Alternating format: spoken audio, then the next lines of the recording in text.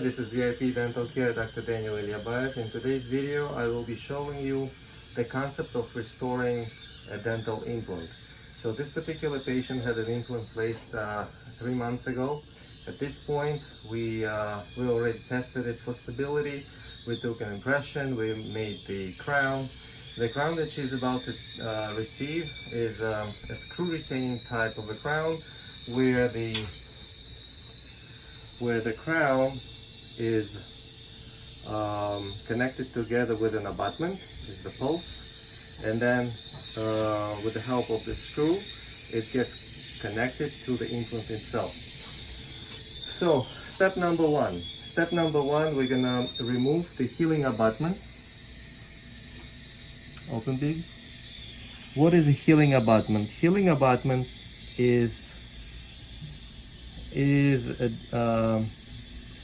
it's an abutment that helps to form the shape of the gum around the implant. If we can see in the mirror reflection, you see how nicely the gum healed around the implant. Okay, so the next step would be check for the stability of the implant. That's a multi-peg that we already talked about.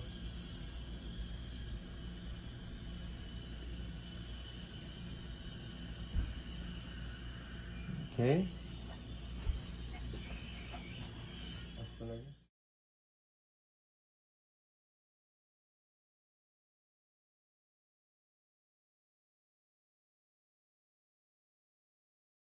Screw into the dental implant.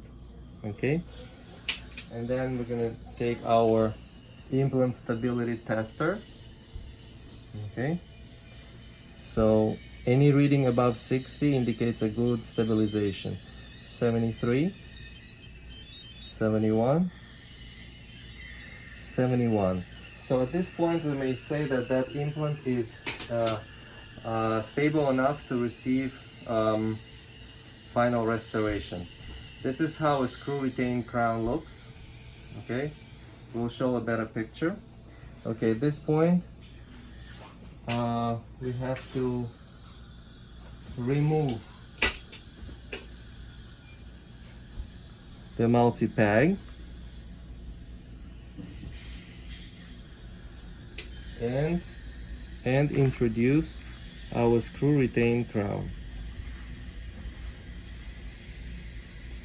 As you can see, the driver goes through the crown, engages the screw, and we're just screwing it in.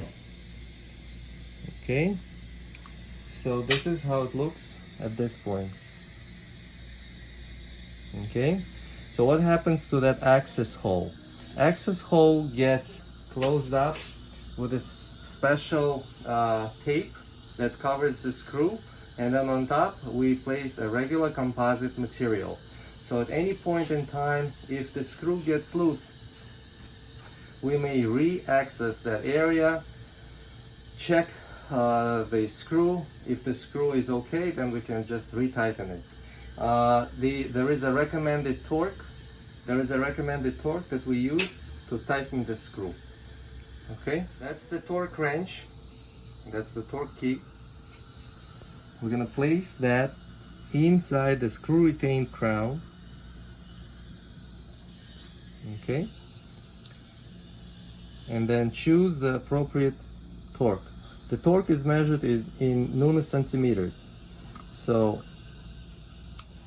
that's 20, that's 25, 30, and 35. We do not go more than 35. At this point, the screw is tightened securely and the patient should be close, please. How does it feel? Good? Comfortable? We're gonna check the bite, take an x-ray, and seal that area where we have an access to the screw. And from that point, patient can use this implant as a regular tooth. There's another important point, the contacts that the implant has with neighboring teeth. Open, please. As you can see, the floss is not shredded. Perfect. Please remember that appropriate contact with neighboring teeth is a very important factor in longevity of the implant and the crown. It is as important as the proper occlusal contacts.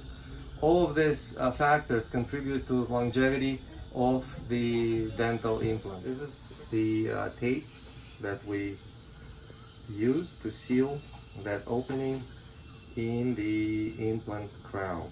So what is the advantage of using a screw retained crown over the conventional cement retained crown?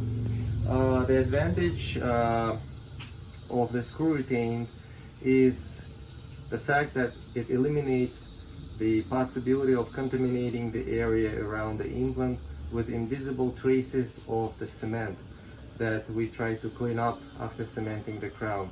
So this way of restoring dental implants eliminates the possibility of retaining a little invisible traces of cement around the implant that are contributing to implant failure.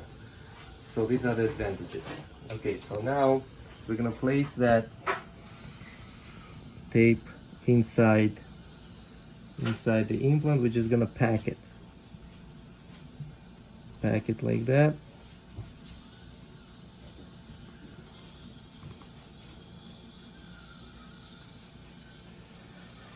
Okay, as you can see now, okay, the screw is protected with this tape. Then what happens after? We take a composite material and we apply just the regular composite, and then we nicely